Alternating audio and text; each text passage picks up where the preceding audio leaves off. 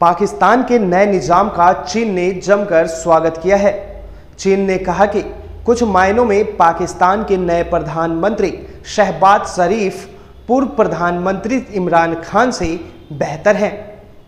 शहबाज से दोनों देशों के रिश्ते और प्रगाढ़ होंगे।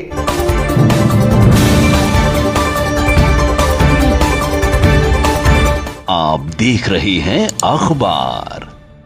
नमस्कार, आप देख रहे हैं अखबार और मैं आपके साथ विनायक कुमार।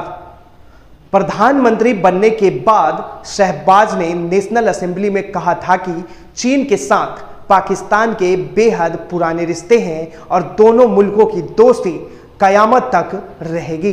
इसी दौरान उन्होंने भारत के साथ संबंधों पर भी कहा, जब तक कश्मीर मसले का हल नहीं हो जाता भारत के साथ बात नहीं हो सकती।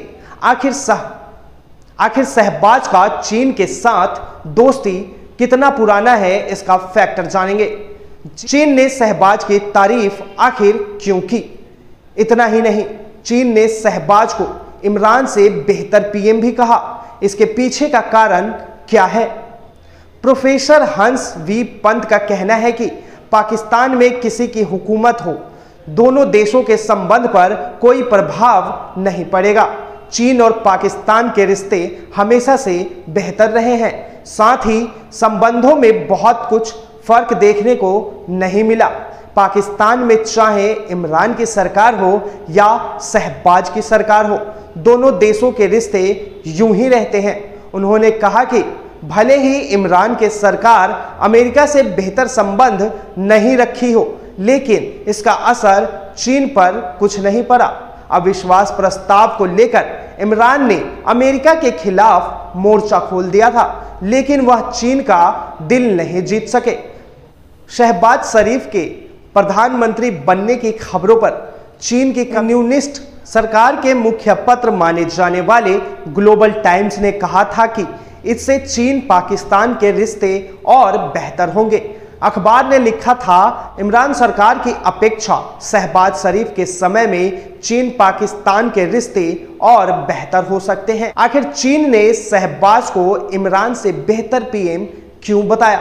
इस सवाल पर चीन ने शहबाज को इमरान से बेहतर पीएम क्यों माना? उन्होंने कहा कि इमरान खान की चीन की कसौटी पर पूरी तरह से खरे नहीं उतर सके। पहले तो उनके कार्यकाल में चीन पाकिस्तान इकोनॉमिक कॉरिडोर का कार्य काफी धीमी रह गया था।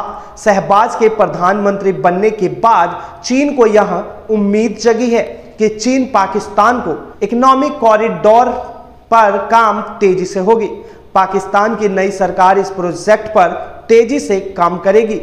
आगे प्रोफेसर पंत ने कहा कि हालांकि सीपीईसी पर काम धीमी हुई हो, लेकिन इसके लिए जिम्मेदार पाकिस्तान चीन संबंध नहीं थे, बल्कि पाकिस्तान की आर्थिक हालत थी।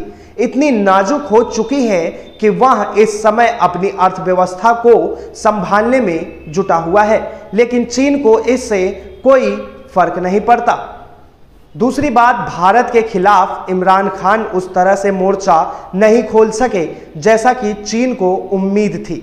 उन्होंने कहा कि कुछ ऐसे मौके को छोड़ दिए जाए। इमरान सरकार के दौरान दोनों देशों की सीमा पर शांति ही रही। दोनों देशों की सीमा पर यह शांति चीन को हजम नहीं हो रही।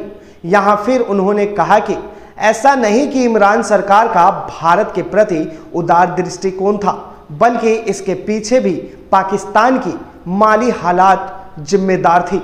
इमरान के 3.5 वर्ष के कार्यकाल में देश आर्थिक तंगी से ही जूझता रहा। इमरान का पूरा वक्त और जोर देश के लिए कर्ज लेने में निकल गया। उन्होंने कहा कि पाकिस्तान इस्लामिक जगत के नेता के रूप में उभरना चाह रहे थे। चीन को उनकी यह महत्वाकांक्षाएं भी नहीं रास आई।